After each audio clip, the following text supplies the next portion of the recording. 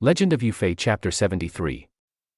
Let's set the scene. We're in Linen City. It's been years since Yufei died, and the guy widely seen as the traitor, Qinhui, he died rich and powerful. No justice there. Exactly. And the system just feels corrupt. Loyalists are asking this really dangerous question. Why hasn't heaven done anything? Why the silence? And this huge moral outrage, it kind of gets focused through one person, right? Yeah. Our main guy. That's Hu Dai. His courtesy name is Mengdi. And what's important is he's a Zukai, sort of an entry-level scholar. He's supposed to be all about Confucian morals and order. But he's looking around and seeing none of it. Precisely. Sources say he's just consumed by this indignation. He keeps writing this phrase over and over, and it's incredibly risky. Heaven and earth are biased, ghosts and gods are unjust. Wow. Okay, that's basically accusing the entire universe of being rigged. The government, the gods, the whole system. Yeah, and this simmering anger, it's about to boil over big time. So what's the trigger? What finally pushes him over the edge? Well, it starts with hope, ironically. This figure, Black Man Long, shows up with troops. He's marching on Linen, demanding the officials responsible for Yufei's death be handed over. Ah, okay, so it feels like maybe justice is coming from the outside, like a military intervention. Exactly. Hu Dai is apparently ecstatic. The text says he calls it fast-hearted business. He thinks, okay, finally, someone's going to force the issue. And how does that play out initially? Well, the first reports sound great for Hu Dai. Black Man Long kills an official named Wang Wu, makes camp nearby. The court actually panics and sends out Zhang Jun, another official Hu Dai totally despises, thinks he's a traitor too. So Hu Di's probably thinking, good, maybe he'll get what's coming to him too. Oh, absolutely. He openly wishes Zhang Jun would die. And then for a moment, it looks like Hu Di's side is winning. The court actually promises to hand over the guilty party within 10 days. So Hu Di must be thinking, it's happening. Totally. He's overjoyed. The text says he grabs some wine, goes to his study to drink alone, just waiting for the final confirmation. He gets completely drunk. The word used is Han, like thoroughly intoxicated and vulnerable. Oh, I have a bad feeling about this. Yeah. Right when he's in this hopeful, drunken state, his family comes back with the news. And it's devastating. Don't tell me. Black Man Long didn't win. He was defeated by Zhang Jun. Oh, and Zhang Jun. Zhang Jun is celebrated. The court heaps honors on him, promotes him. High office. Ugh, that's just rubbing salt in the wound. It's the ultimate validation of the injustice. The injure fails. The traitor gets rewarded again. And that's it for Hu Di. That's the breaking point. The text says his heart feels like it's on fire. He slams the table in rage. Tandano. I can almost picture it. Pure fury. And in that moment, he grabs yellow paper, significant color, right? Imperial divine associations. And he writes this incredibly defiant poem. And does he, post it somewhere? No, he burns it immediately, right there, under the lamp. It's like sending a direct, furious message straight to the spirit world. Okay, so what does this celestial complaint actually say? The key lines basically accuse everyone. Heaven's court is silent without retribution. The underworld is surely biased. He's saying both realms are failing. But he goes further, doesn't he? Yeah. There's that threat. Oh, yeah. This is the really dangerous part. He says, look, if I were the king of Hell Yama, I wouldn't stand for this. I'd personally flay that traitor's skin for, wait for it, 10,000 kalpas. 10,000 kalpas. Okay, we need to pause there. That's not just a long time, is it? In, Buddhist terms, that's immense. It's almost unimaginable. We're talking cosmic geological ages. It's not just life imprisonment. It's the maximum possible sentence stretched across near eternity. So he's not just complaining. He's saying, the current management is incompetent. I could do this job better, and here's how I'd handle it. With extreme prejudice. Pretty much. He's applying for the job of chief cosmic punisher based on his own sense of justice. He's challenging the king of hell directly. And you generally don't do that without getting a response, I imagine. You imagine correctly. The response is immediate. The smoke from the burning poem has barely cleared. Let me guess. Knock, knock. Basically, two ghost officials, described as wearing black robes, Zhao like underworld bureaucrats, they just appear, and they say, the king wants to see you. Come with us. Just like that. And Hu Di. He's stunned, obviously, but he goes. Now, the story makes a point here. His spirit goes, but back in his study, his servant finds his body slumped in the chair. Still alive. Barely. The text says his heart area is still slightly warm, Shangxi Wei Wen. It tells the reader, okay, this is a journey of the soul, a vision perhaps, but it's real in its implications. Right. So where do they take him? Is it just fire and brimstone straight away? Not exactly. They travel apparently over 10 miles through this really bleak landscape. desolate, rainy, autumn-feeling Huangjiao Yedi Yanyu Feifei. It definitely sets a mood. He's not in Kansas anymore. And the destination? They arrive at this imposing place, a walled complex or city called the Spirit Radiance Residence, Lingyao Zifu. What's striking is it sounds organized, structured, like a government building almost. Okay, so it's bureaucratic hell, maybe? Well, the security detail is definitely old school hell. Standing guard are the ox head and horse face figures, the classic underworld enforcers. Oh, yeah, those guys with the forks and hammers. Carrying steel forks and iron hammers, exactly. So you have this bizarre mix, terrifying mythological guards outside a seemingly administrative center. It's like the DMV meets ancient mythology. Kind of, yeah. The terror is real, but it serves the order inside. Hudi is understandably terrified. He's brought into the main hall. And who's waiting for him? The big boss, Yama, the king of hell.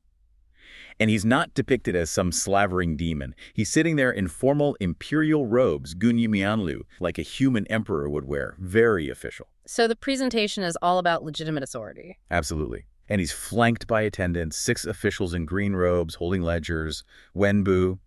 These are clerks, record keepers. The whole scene screams, this is not chaos. This is law, order, administration. Just, cosmic administration. Okay, so the trial begins. What's the charge? Yama doesn't mince words. He basically roars at Hudi. How dare you, a scholar, someone who should know better, resent heaven and hate earth, and slander ghosts and gods? And he quotes the poem back to him. So the message definitely got through, loud and clear. Oh yeah, delivery confirmed. Now Hudi, he's scared, but he doesn't completely fold. He admits he wrote it while drunk, but he stands by the reason for his anger. He justifies it. He does. He brings up Yufei's loyal service and suffering, contrasts it with the traitor Qin Hui living high on the hog. He argues his anger isn't personal, it's righteous indignation based on observable facts. That's bold. How does Yama react to that? This is where it gets interesting. Instead of just sentencing him, Yama sets a test. He demands Hudi write a formal statement, a confession, like a gongswang. Make his case in writing. Exactly. And the stakes are high. If the argument is logically sound, if it proves his intentions were righteous, Yama says he'll send him back to the living world. If the writing is flawed, emotional, unjustifiable, then it's off to the knife mountain hell for Hudi. Wow. So his life depends on his ability to write a persuasive essay defending his slander of the gods. Pretty much. It's a trial by rhetoric judged by the king of hell. It brilliantly shifts the political argument onto this cosmic ethical stage. He has to use his scholarly skills to save his own skin. So how does he do? Does he choke? Not at all. The text says he writes quickly, fluently. He basically doubles down. He argues his motives were pure, to raise the straight and punish the wrong. He insists his anger comes from a place of ultimate justice, a zhizhengjishin. He's owning it? Completely. He explicitly states the core problem again. He mourns the loyal official's death and hates the thief's complete survival, and then he throws Yama's own question back at him, essentially. Given this evidence, what does Heaven's Way know? Where are the ghosts and gods? He's saying my outburst is proof that you're not doing your job. It's like his slander is actually evidence that the system should be just, and therefore his demand for justice is legitimate. That's a great way to put it. He's framing his transgression as a defense of the cosmic order's principles, even as he criticizes its practice. Okay, that's a pretty strong argument. Does Yama buy it? Yama is. Yeah. Well, he calls Hudi obstinate Zhuzhang, stubborn, but he admits the essay is powerful. However, he zooms in on one specific line, the most direct challenge. Let me guess. If I were to be king in hell. Bingo. Yama basically asks, okay, Mr. Smarty Pants Scholar, if you were king of hell, what happens to me? Where does that leave the current administration? Ah, the succession question. Always tricky. It's less about theology now and more about cosmic politics. Exactly. But Hudi is ready for this. He shifts gears brilliantly from ethics to history and precedent. He starts naming names. Oh, like who? He cites famous, respected figures from Chinese history, Han Qinhu, Kulai Gong, Minister Jiang, who, according to legend or popular belief, also spoke about becoming judges, or even the king of hell after their death because they were so righteous. So he's saying, hey, it's not just me being arrogant, this is a thing. Righteous dudes sometimes get earmarked for this job. Precisely. He argues that this proves the position of king of hell isn't just inherited or appointed randomly, it's reserved for righteous gentlemen, Shijian Zengren Junzi. Mortals whose virtue is so outstanding they qualify for underworld management. That reframes his boast entirely. It's not a threat, it's aspiration. Proof of his own perceived righteousness, aligned with tradition. Exactly. He's saying, my statement aligns me with these great historical figures known for their integrity. It legitimizes his claim while subtly critiquing Yama's current performance against that standard. And does he address the awkward, what about the current king part? He does. He smooths it over by explaining the system, or at least his understanding of it. If a new, more righteous king takes over the underworld post, the previous king doesn't just get kicked out. No, what happens? He gets reborn in the human world as a great noble, a Wanggong Darren. So it's presented as this virtuous cycle. Prove your exceptional morality on Earth, maybe you get a turn running hell. When your term is up, or someone even more righteous comes along, you get rewarded with a high-status rebirth. Okay, that's quite a system he's describing. It makes the whole thing sound less like a coup and more like cosmic term limits based on merit. Right. And Yama, faced with this well-argued case backed by historical precedent and a clear succession plan, he has to concede. The text says Yama admits Hudi's words contain profound reasoning, Swanley. So Hudi wins. He gets to go home. Almost. Yama accepts the argument, but he can't just let this mad scholar, as he calls him, walk away thinking he can just mouth off to the cosmos and treat the underworld like it's nothing like wind and moon shadow. He needs to learn some respect. Or see the proof. See the proof. Yama decides Hudi needs a lesson, an education. Since Hudi doubts the system's justice, Yama rules that he must be shown the system in action. Wow. He orders one of the green-robed officials, the clerks, to take Hudi on a tour, a complete tour. Bian Guanzong Yu Baoyin. Show him all the different hells, show him the punishments, the retributions being carried out. Starting right at the main event location, the plundering prison, Pu Luiziu. What does it actually look like when Hudi gets there? Because this isn't quite like, say, Dante's vision, is it? No, it's very distinctly Chinese cosmology. The description paints this picture of just immense, cold dread. Imagine these towering high walls made of white stone, a huge iron gate. Very imposing. And Hudi can only get in because his guide, this clerk in a green robe, has an official pass from the King of Hell himself. They even have to show it to the gatekeeper, who's described as a yaksha demon. Right, so security is tight, even in hell. Very. And once inside, the scale is just staggering. The source says it's over 50 miles wide. That's what, maybe 15 miles across? And the atmosphere. It's described as having grim daylight, and the air is just constantly, oppressively cold. It's built for suffering, basically. And it's not just one big torture pit, is it? You mentioned structure. It sounds almost organized, specialized, highly organized. That's key. This isn't random chaos. It's a system. The prison is divided into 4 specific sectors, each tied to a cardinal direction. So in the east, you've got the Wind and Thunder prison, the south holds the Fire Chariot prison, then the west is the Diamond prison, and up north you find the Cold Abyss prison. Each one delivers a different kind of torment in a cycle. And it's important that Hudi is allowed to see this, right? He's not just stumbling around. Oh, absolutely central to the plot. The King of Hell specifically wants Hudi to witness all this. You see, Hudi had been really wrestling with this idea of fairness. Why did the good guy, Yufei, suffer so much, while this traitor, Qin Hui, seemed to get away with it all on Earth? So this tour is basically the King of Hell providing divine clarification. Like, look, justice does happen, even if you don't see it immediately. Hudi is meant to report back, you know? A messenger proving cosmic balance. Okay. So if Hudi's there to see justice served, the tour goes straight to the biggest target, Qin Hui. He's already there, captive. And the description. Naked, nailed to an iron bed, wearing an iron yoke. That's quite the fall from grace. It's the ultimate humiliation, isn't it? The man who held immense power, now completely stripped bare, literally. And the text makes it clear he won't be alone for long. His cronies are on their way. The clerk points out that key figures in Yufei's death are due to arrive. Even figures from earlier history, like Kai Jing. They're all being gathered for this eternal routine of punishment. And routine seems like the operative word. It's not one punishment and done. It's a cycle, the 3-day cycle, you said, of being destroyed and then put back together. That just maximizes the agony, surely. Precisely. It's designed for unending suffering, both physical and psychological. Let's walk through it. First, they're dragged off to the Wind and Thunder prison in the east. There, they're bound to a copper pillar. Then these wind knives appear and slice them up until their bodies are like sieves. Shredded. And if that wasn't enough, then dark thunder strikes them, obliterating them into basically dust and blood. Wait, literally dust, like total annihilation. How do you come back from that? Well, that's the terrifying part. Total annihilation, yes, but only for a moment. Instantly, an evil wind whips through, gathers all the particles, and reconstitutes them, perfectly restored to human form. That's the point, you see. It's not about dying. It's about experiencing dying over and over, and then being made whole again just to face the next horror. No escape. Wow, okay. And they don't even get a breather, right? Straight to the next sector, the Diamond Prison. Exactly. No rest. Rush straight to the west, the Diamond Prison. Here, demons with ox heads conjure this black wind filled with flying lances or phage. These things just swarm and pierce their bodies, causing, excruciating pain and massive bleeding. And the moment that wind stops, they're immediately moved on to stage 3. Which involves fire. Yeah. That feels like a more traditional hellish element. It is. They're taken south to the fire chariot prison. A yaksha demon forces them onto this chariot that's already ablaze.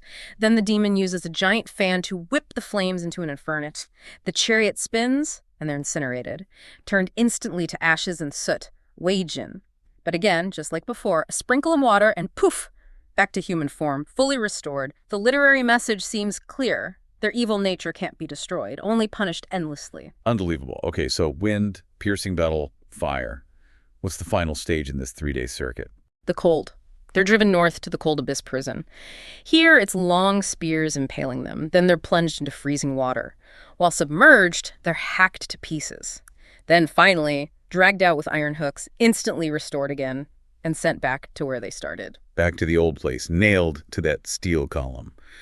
So after being sliced, blasted, pierced, burned, frozen, hacked, what happens between these cycles? Is there any rest? Not rest, just a different kind of torment. Back at the starting point, nailed up, they're doused in boiling oil, and their basic needs become torture. If they feel hunger, they're force-fed iron pills. If they feel thirst, they're made to drink molten copper. It's lynch. Yeah, every bodily sensation is turned against them. That's eternal torment defined, really. But it gets worse, doesn't it? The punishment actually spills out of hell and into the real world.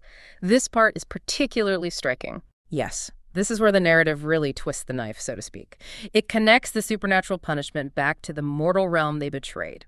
The clerk explains that after 3 years of enduring this nonstop cycle in hell, these traitors undergo a transformation. They become livestock, cattle, sheep, pigs, dogs, reborn into the mortal world. And the specific purpose of this rebirth, to be killed and eaten by humans. This whole cycle, hellish torment, transformation, rebirth as an animal, slaughter, consumption, restoration back in hell to start again, is said to repeat for 50-plus generations. The text explicitly says there is no end. It's absolute condemnation. And Qin Hu's wife, Wang Shi, who often gets blamed in popular history too. Yeah. She doesn't escape this. Not at all. The text is clear. She suffers the exact same torments as her husband. And after her 3 years, she's specifically transformed into a mother sow, forced to breed, give birth, and then inevitably face slaughter herself. The narrative really aims for complete annihilation of their legacy, spiritually and physically, across generations. It's hard to fathom anything worse than what Qin Hui endures. But the system has other targets, right? It expands beyond just his immediate circle. There's the prison of treachery and retribution. That's right, the Jianhui Ziyu. This one casts a wider net. It's for corrupt prime ministers in general, treacherous military leaders, anyone in high office who deceive their ruler or put themselves before the nation, and their punishment. They get the same brutal 3-day cycle as Qinhui. Wind, thunder, lances, fire, ice, the whole thing. The message is pretty clear. High-level betrayal leads to this specific brand of eternal suffering and humiliation as livestock. But then there's this other category, the disloyal internal officials, the Buzhong Ne Chen Ziyu. This seems aimed squarely at historical eunuchs. And the punishment is, well, it's uniquely bizarre and graphic. It really is one of the most visually arresting and frankly disturbing scenes in the description. Hu Di sees hundreds of female cows tied to iron posts, and they're being roasted alive over fires. Naturally, Hu Di is confused why torture cows, but the clerk just tells him to watch closely. As the heat intensifies, the cows start writhing, their skin bursts open, and they transform, right there, into human figures, but specifically beardless ones. Wow. Okay, that transformation is deeply unsettling. What's the significance there, and what happens next? Well, these newly transformed beardless figures are immediately scooped up and thrown into huge iron pots filled with boiling liquid. They're boiled down until only white bones are left. Then, of course, they're restored, and the whole roasting, transforming, boiling cycle starts again. The text connects this directly to figures like the 10 regular attendants from the Han Dynasty or Tungwan from the Song, eunuchs who gained power within the palace, amassed wealth, and harmed loyal officials. So the transformation itself is symbolic. From female animals into beardless men, it's linking their perceived corruption to their status within the Forbidden City, a kind of literal depiction of perceived moral distortion. That seems to be exactly the intended reading. The punishment mirrors the perceived nature of their crime. Betrayal from within, exploiting a position of unique access, seen by the narrative as somehow unnatural. It's very targeted symbolism. And then, almost as an aside, the text mentions one more general prison area along the east wall. This seems to be a catch-all for thousands more souls. Run-of-the-mill corrupt officials, unfilial children, thieves, lechers. They get more generalized torments like being cooked, flayed, having hearts ripped out, being ground into paste. Standard stuff, relatively speaking. Standard stuff. Right, so after seeing all of this incredibly elaborate system of divine retribution, how does Hu Dia react? This was the whole point of his tour, after all. He's completely overwhelmed, but in a positive way, strangely. The text says he's overjoyed. He feels his sense of outrage, his feeling that the world was unjust, has been totally vindicated. He actually declares, "Heaven and earth are impartial. Ghosts and spirits are clearly discerning. The system works, even if it's invisible to mortals." And this is where the King of Hell gives him a job to do, right? To make this judgment official. Exactly. It's not enough just to witness it. The king commands Hu Di to write it all down as a formal verdict, a panwin. This document is meant to serve as the official, permanent condemnation, something that theoretically could be known back in the mortal world. And reading parts of that verdict, it's absolutely brutal. It's not just listing crimes, it's a complete demolition of Qin Hui's character for all time. What are some of the key accusations? Oh, it pulls no punches.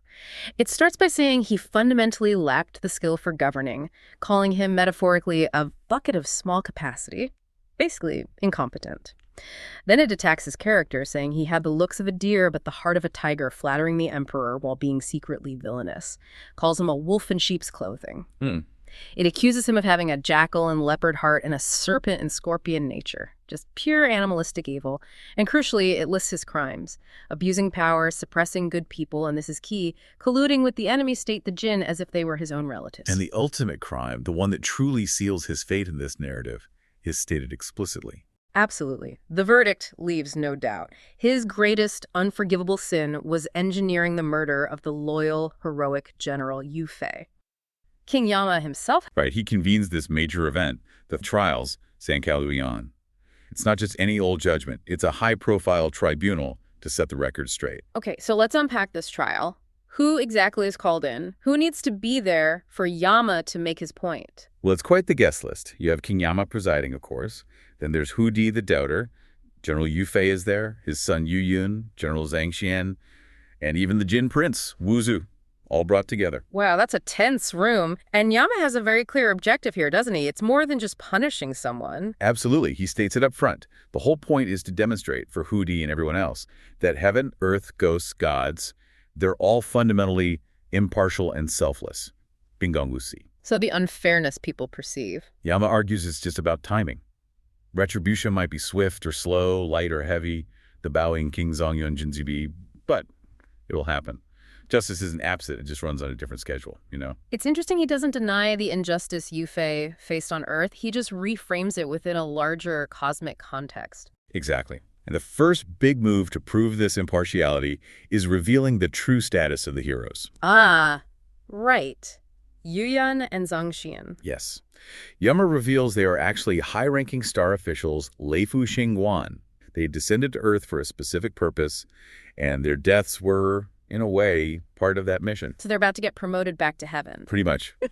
Yama says they'll soon receive an imperial decree to return to their celestial posts.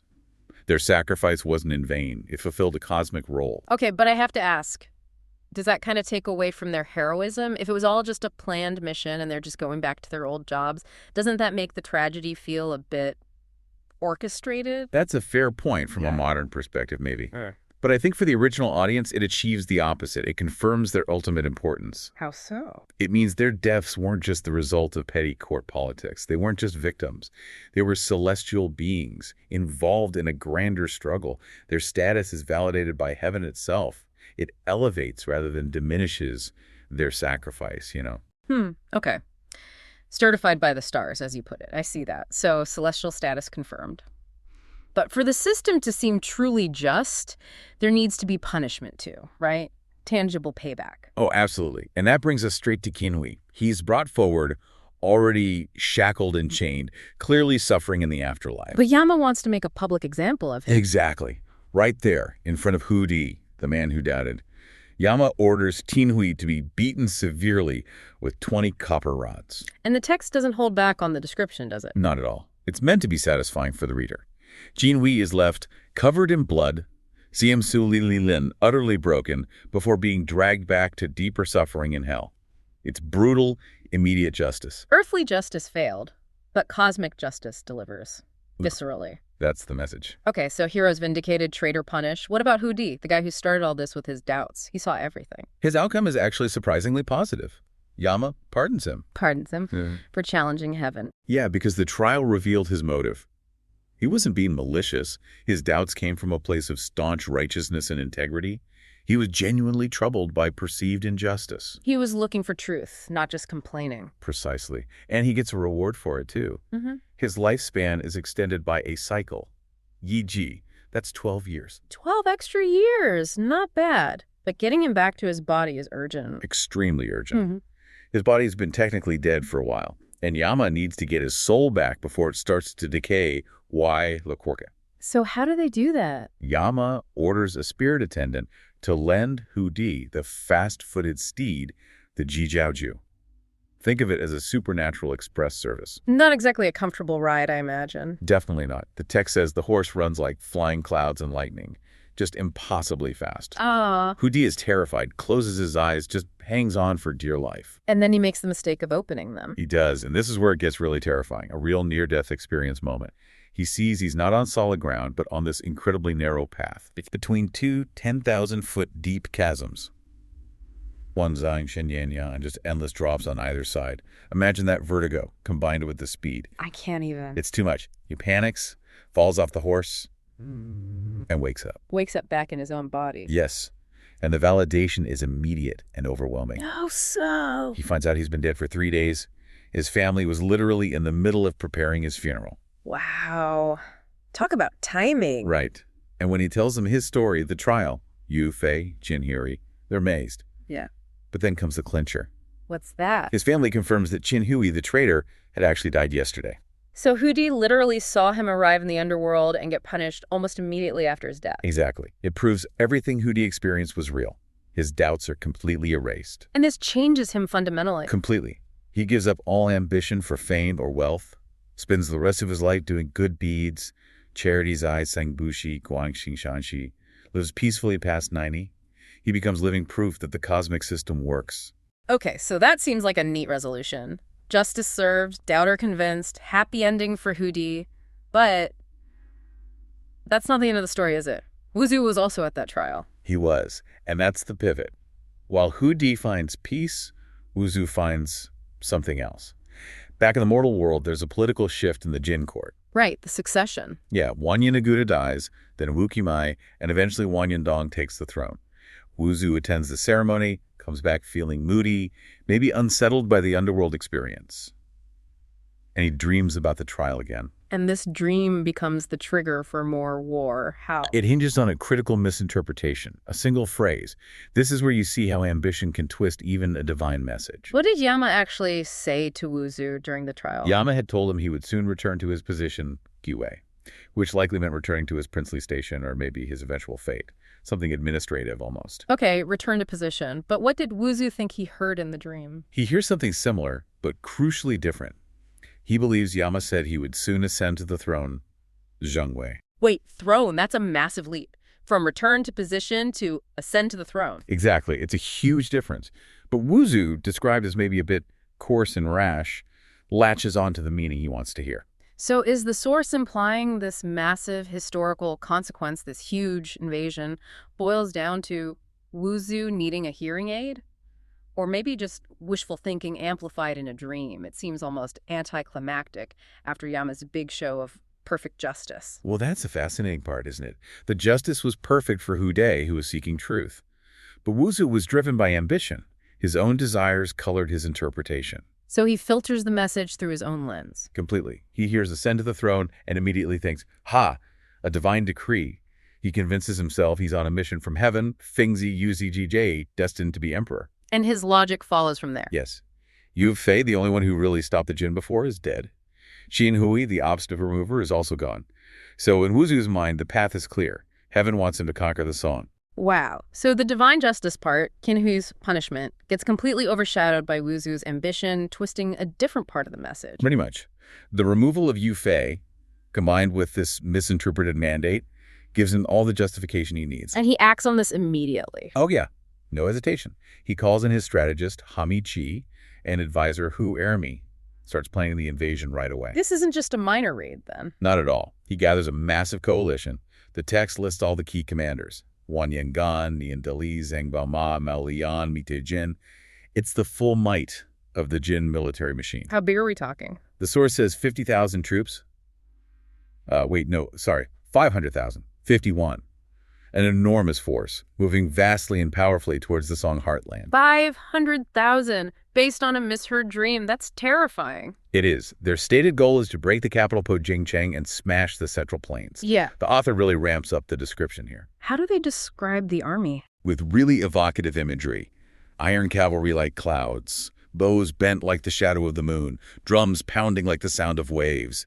It's presented as this overwhelming, almost natural disaster heading for the Song. And how's the Song court reacting? Panic. Reports are flooding in like snowflakes. They're totally caught off guard by the scale and speed of this invasion, fueled by Wuzhu's delusion. So the source just leaves us there, hanging, with this massive army bearing down, all because of Wuzhu's mistake. That's exactly where it leaves off. Yeah. The fate of the Southern Song rests on Emperor Gaozong's next move.